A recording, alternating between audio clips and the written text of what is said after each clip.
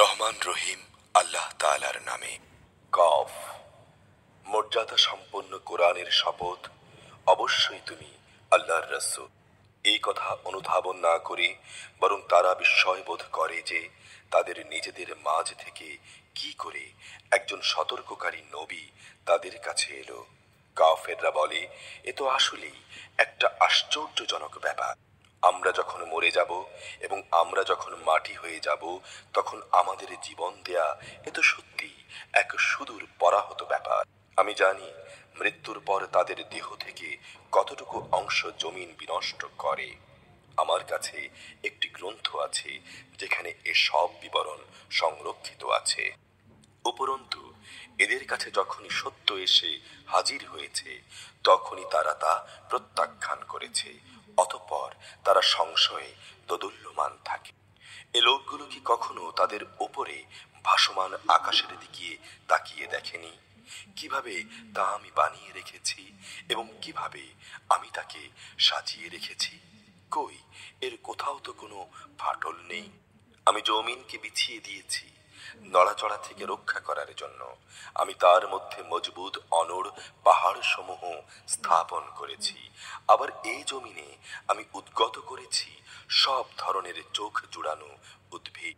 প্রতিটি মানুষ যে আনুগত্যের দিকে ফিরে আসতে চায় এগুলো তার চোখ খুলে দেবে এবং তাকে আল্লাহর কথা মনে করিয়ে দেবে।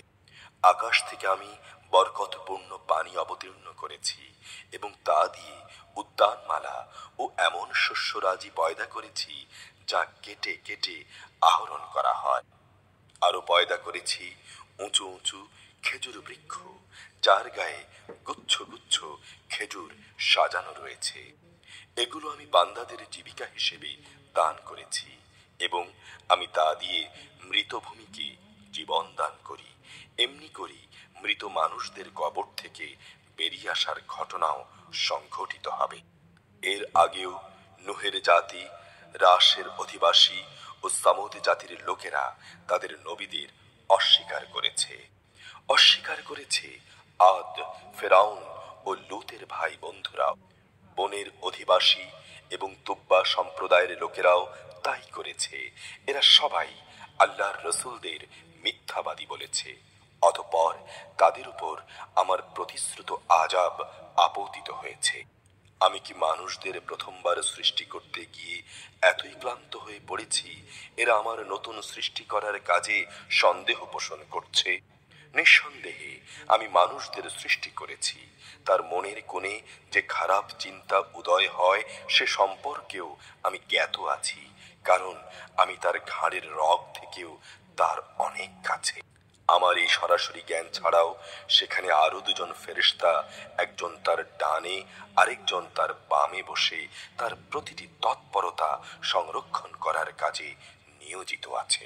ক্ষুদ্র একটি শব্দ সে উচ্চারণ করে না যা সংরক্ষণ করার জন্য একজন সদা সতর্ক প্রহরী তার পাশে নিয়োজিত থাকে না। মৃত্যু যন্ত্রণার মুহূর্তটি যখন এসে হাজির হবে তখন তাকে বলা হবে, এ হচ্ছে সে মুহূর্তটা যা থেকে তুমি পালিয়ে বেড়াতে। অতঃপর সবাইকে একত্রিত করার জন্য সিঙায় ফু দেয়া হবে। তখন বলা হবে, এ হচ্ছে সেই প্রতিশ্রুত শাস্তির দিন। সেদিন প্রতিটি মানুষ আল্লাহর আদালতে এমন ভাবে হাজির হবে, তাকে হাঁকিয়ে নিয়ে যাবার জন্যে সাথে একজন ফেরেশতা থাকবে, অপরজন হবে তার যাবতীয় কর্মকাণ্ডের প্রত্যক্ষ সাক্ষী। একজন বলবে, এ হচ্ছে সেদিন যেদিন সম্পর্কে তুমি উদাসীন ছিলে। এখন আমরা তোমার চোখের সামনে থেকে তোমার সে পর্দা সরিয়ে দিয়েছি। অতএব আজ তোমার দৃষ্টিশক্তি হবে প্রখর, সবকিছুই তুমি দেখতে পাবে। তার অপর সাথী ফেরেশতা বলবে, হে মালিক, এ হচ্ছে আসামি আর এ হচ্ছে আমার কাছে রক্ষিত তার জীবনের নথিপত্র।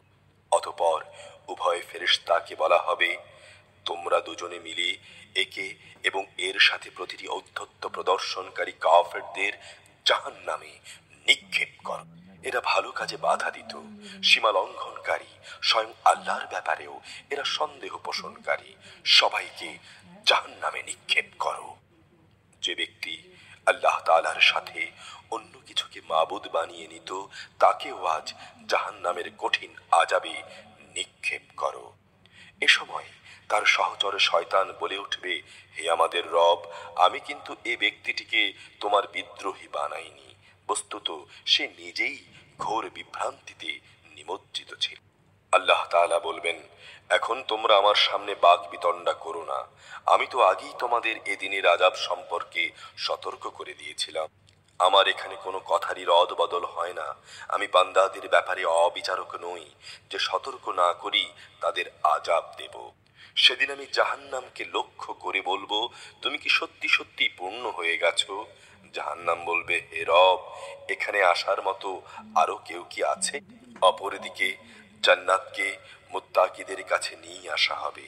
সেদিন তাদের জন্য তা মোটেই দূরে থাকবে না।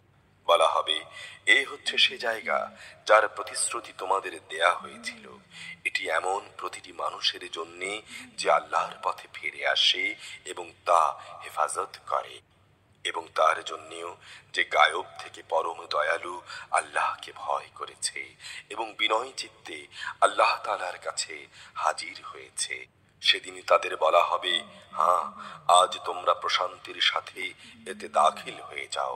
এ হচ্ছে তোমাদের অনন্ত যাত্রার দিন। সেখানে তারা যা যা পেতে চাইবে তার সবই থাকবে। আমার কাছে তাদের জন্য আরো থাকবে অপ্রত্যাশিত পুরস্কার। আমি তাদের আগেও অনেক মানব গোষ্ঠীকে ধ্বংস করে দিয়েছি, যারা ছিল শক্তি সামর্থ্যে এদের চাইতে অনেক বড়। দুনিয়ার শহর বন্দরগুলো তারা চষে বেরিয়েছে, কিন্তু আল্লাহর আযাব থেকে তাদের পলায়নের কোনো জায়গা কি ছিল? এর মাঝে সে ব্যক্তির জন্য প্রচুর শিক্ষণীয় বিষয় রয়েছে, যার কাছে একটি জীবন্ত মন রয়েছে, অথবা যে ব্যক্তি একাগ্রচিত্তে সে শিক্ষণীয় বিষয়সমূহ শুনতে চায়। আমি আকাশমালা, পৃথিবী ও উভয়ের মধ্যবর্তী যা কিছু আছে তার সব কিছু 6 দিনে সৃষ্টি করেছি। এই সৃষ্টি প্রক্রিয়ায় কোনো ক্লান্তি আমাকে স্পর্শ করে। অতএব হে নবী, এরা যা বলে তাতে তুমি ধৈর্য ধারণ করো। তুমি প্রশংসার সাথে তোমার মালিকের পবিত্রতা ও মাহাত্ম্য ঘোষণা করো, সূর্য উদয়ের আগে এবং সূর্য অস্ত যাবার আগে। রাতের একাংশেও তাঁর পবিত্রতা ও মহিমা ঘোষণা করো এবং সাজদা আদায় করে পুনরায় তার তসবিহ পাঠ করো। কান পেতে শোনো, যেদিন একজন আহ্বানকারী একান্ত কাছে থেকে সবাইকে ডাকতে থাকবে। সেদিন তারা কিয়ামতের মহাগর্জন ঠিক মতোই শুনতে পাবে। সেদিনটি হবে কবর থেকে বের হবার দিন। আমি সবার জীবন দান করি, আমি মৃত্যু ঘটাই এবং আমার কাছেই সবার প্রত্যাবর্তন স্থল। সেদিনে তাদের উপর থেকে কবরের মাটি ফেটে যাবে। মানুষরা দ্রুত হাসরের মাঠের দিকে দৌড়াতে থাকবে। বলা হবে, এই হচ্ছে হাসরের দিন।